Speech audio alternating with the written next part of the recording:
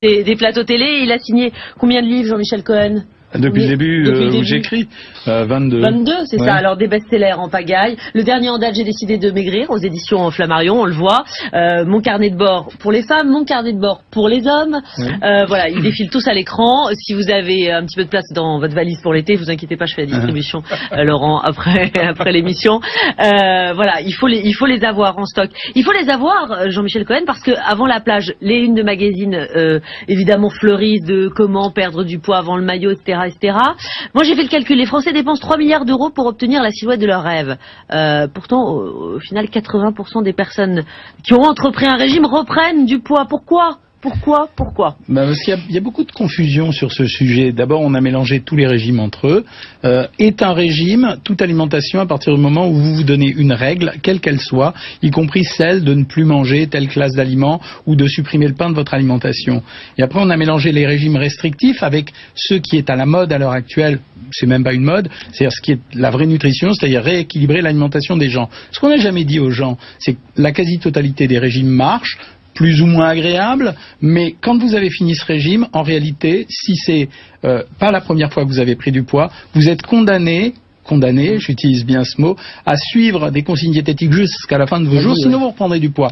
Ça, on a pensé pendant longtemps que c'était génétique. Moi, j'ai fait partie de l'équipe qui, en 1978, a découvert le premier gène de l'obésité. Et puis, depuis, on en a retrouvé 80. C'est une histoire de famille. Voilà. Mais en fait, ce dont on se rend compte, c'est qu'il y a un comportement alimentaire. Et quand quelqu'un décide de faire un régime à l'âge de 30 ou 35 ans, il a un comportement alimentaire qui a été hérité depuis 25, 30, 35 ans. Il faut le changer. Et comment le changer? Il faut utiliser le régime. Donc, ce qu'il faut dire aux gens, c'est une fois le régime fini, il n'y a pas, le mot stabilisation n'existe pas, vous êtes en contrôle jusqu'à la fin de vos jours, avec un contrôle qui va de 60% de votre temps à 100% de votre temps. C'est le prix à payer si vous voulez avoir... pas loin, non, modéré, selon... Voilà, c'est ça. Notre rôle, le rôle d'un bon nutritionniste, c'est justement d'équilibrer ce qui va être la part plaisir à conserver par rapport à la part qu'on est obligé d'utiliser pour faire maigrir quelqu'un. C'est un travail relativement subtil. Je comprends, mais Jean-Michel Cohen, une question quand même. Bon, des régimes, ça foisonne. Et vous-même, vous l'avez dit tout à l'heure en introduction, il n'y a pas de recette miracle. Mais pourtant, les bouquins, ils pleuvent. Les unes de magazines, elles pleuvent. On trouve toujours des régimes différents chaque été, chaque veille de vacances. Alors, il y a deux catégories de régimes. Business. Non, pas seulement. Il y a deux catégories de régimes. Il y a le régime miracle, celui qui va proposer de perdre très très rapidement du poids avec en mangeant le plus possible, etc., qui fonctionne pas en général ou qui fonctionne sur des artifices qu'on connaît, le tout sans sucre, le tout sans graisse, etc. Et puis il y a d'autre côté les régimes équilibrés où on réapprend progressivement aux gens à manger. Mais vous êtes d'accord que vous en pondez un, pardonnez-moi, chaque saison, vous, pardonnez-moi, quand je dis vous, c'est pas vous personnellement. Non, mais même mais moi, tous les spécialistes, moi. Voilà, vous en repondez systématiquement des régimes. À chaque fois, on trouve une différence, une nuance, une subtilité. On peut faire des variations autour d'un régime. C'est-à-dire, ça fait 20 ans que j'écris dans les magazines féminins et partout. Mais en réalité, j'utilise toujours les mêmes bases de régime en termes d'apport calorique et en termes de répartition des nutriments, c'est-à-dire de glucides, de lipides et protéines. Et puis après, je peux jouer avec.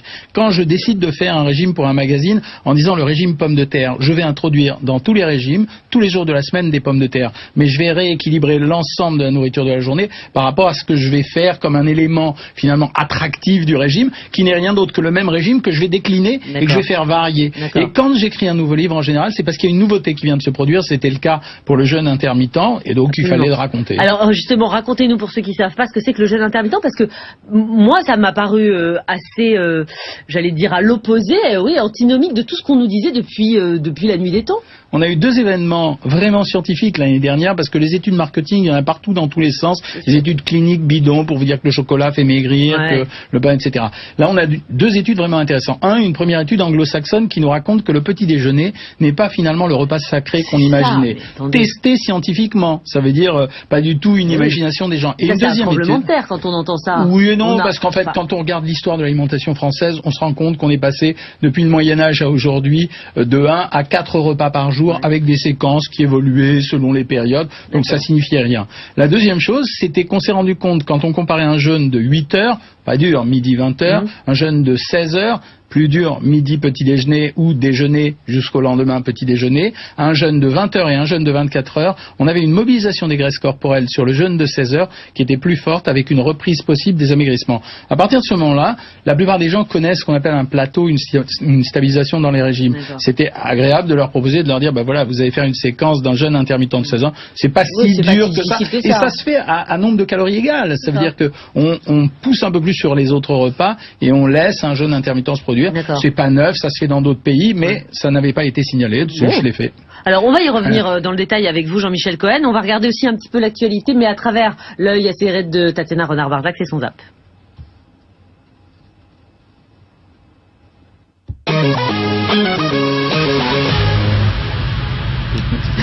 On va revenir à l'actualité avec Jean-Michel Cohen de la deuxième partie de cette émission, mais il y a une information tennis qui est tombée en tout début de journal, vous l'avez entendu, Rachid Mbarki nous l'a donné, c'est Richard Gasquet qui s'est qualifié aujourd'hui à Wimbledon face à Wawrinka, le Suisse, en 5-7. Il affrontera Novak Djokovic au prochain tour. Alors c'est intéressant parce que Novak Djokovic, c'est quelqu'un qui a fait beaucoup parler de lui ces derniers temps. Évidemment, son tennis, on le connaît, mais aussi pour son nouveau régime. Il a abandonné le gluten, tout ce qui était à base de gluten, Tsonga aussi, je crois, le français. Je voulais vous demander, effectivement, si le sans gluten, ça fait vraiment maigrir. Alors, pour moi, ça fait partie quand même de la pensée imaginaire. C'est quelque chose qui existe en nutrition, c'est-à-dire attribuer à l'absence ou à la présence d'un aliment des vertus que finalement on lui confère soi-même, sans réalité scientifique. Pour le sans gluten, on a quand même évolué. On s'est rendu compte qu'il y avait probablement plus de gens susceptibles, je dis pas allergiques, susceptibles ou intolérants au gluten qu'on n'avait pas repéré jusqu'à présent. Le gluten, il y en a partout, faut quand même dire les choses. Il y en a partout, dans tous les aliments quasiment. Alors, il y en a essentiellement dans les produits céréaliers, comme le pain, la farine, les pâtes, etc. Mais il y en a aussi dans beaucoup de produits ignorés, comme tous les produits allégés qui contiennent des amidons transformés, comme dans le chocolat. Et c'est un vrai boulot d'être sans gluten et ça désocialise vraiment. Aux États-Unis, c'est devenu, j'en reviens, c'est devenu une vraie folie. Ça veut dire que une personne sur deux est sans gluten, les supermarchés sont envahis de ça. Le marketing alimentaire a tout à fait intérêt à pousser ce type de produit parce que la valeur ajoutée à ce type de produit est tellement forte que le bénéfice est plus important.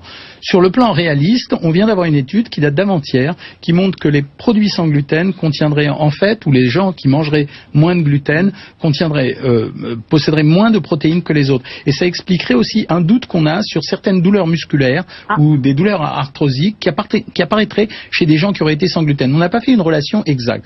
Quant au fait que ça améliore les performances physiques, j'y crois pas du tout, parce que vous pouvez tout à fait faire un régime sans gluten et ne manquer de rien. Il suffit de remplacer le pain par des pommes de terre. Il n'y a pas de carence pour autant. Il n'y a aucune carence. Sur le plan digestif, c'est incontestablement quelque chose de très positif. Ça empêche la dégradation des aliments au tout début et à la fin de l'intestin. Donc c'est pas forcément quelque chose de négatif. On a des doutes sur ses effets extrêmement positifs ou sur les performances sportives. Donc je crois qu'il a gagné surtout parce qu'il est très bon. Et oui, ça, on avait assez peu de doutes sur la question, mais donc en gros effet de mode, quoi, vous dites. Si je synthétise, il y a quand probablement même un effet de mode avec un facteur qu'on n'avait pas observé jusqu'à présent et qui peut peut-être rendre service à des gens qui avaient des troubles digestifs. Oui. D'accord. Revenons à votre régime avec ce jeûne. Donc moi j'adore, je suis adepte complètement, pas nécessairement de votre régime, mais c'est mon mode d'alimentation. C'est-à-dire que il y a des grosses plages comme ça sans me nourrir, et puis bon bref, le reste du temps je me nourris très mal. Mais je me disais, c'est pas dangereux, c'est-à-dire que le reste du temps, quand on jeûne, on va craquer. Forcément, on va craquer sur des choses qui font grossir. Et puis on reprend du gras et pas du muscle. C'est pas comme ça que ça fonctionne quand on jeûne. J'ai appelé d'abord ce livre J'ai décidé de maigrir. C'est un titre que j'ai jamais utilisé. J'ai décidé parce que vraiment je suis de plus en plus convaincu qu'il faut avoir une vraie motivation. Oui. S'il n'y a pas de vraie motivation, s'il n'y a pas un vrai critère objectif qui vous incite à maigrir, il n'y a aucune raison de le faire. Il faut rappeler que 80 à 90% des amaigrissements sont des amaigrissements cosmétiques et il y a 10 à 20% qui concernent des gens qui ont vraiment un problème de surpoids médical et qu'il faut arrêter de la ramener sans arrêt à dire que les régimes sont dangereux, etc. Nous, on voit pas tellement de carences dans nos cabinets. Quant à l'histoire du jeûne, c'est un jeûne intermittent sur 16 heures. Oui, ça veut donc dire que ça se fait pas sur plusieurs jours. Et c'est un jeûne de 16 heures. Je rappelle quand même à tout le monde qu'on est en pleine période de Ramadan, qu'il y a des gens, dans ce jeûne, on boit du café ou des infusions, et que ces gens qui font le Ramadan ne sont jamais morts du fait d'avoir fait le Ramadan. Donc le jeûne de 16 heures, c'est quelque chose qu'on peut occasionnellement utiliser. Ça fonctionne plutôt bien. Le retour que j'ai jusqu'à présent, c'est plutôt intéressant à suivre. Bah alors, je vais continuer comme ça, mais j'arrête les sandwichs et les pains au chocolat après. C'est un peu ça, voilà. C'est un peu ça, d'accord. On va poursuivre avec vous. On va passer par la Grèce, évidemment, ce soir avec Dorothée Balzan. Passage obligé. On parle pas de la feta et de tout ce qu'ils nous proposent là-bas, mais des banques. C'est riche, hein. C'est riche. Mais oui, c'est riche. On adore. C'est l'écho. Merci.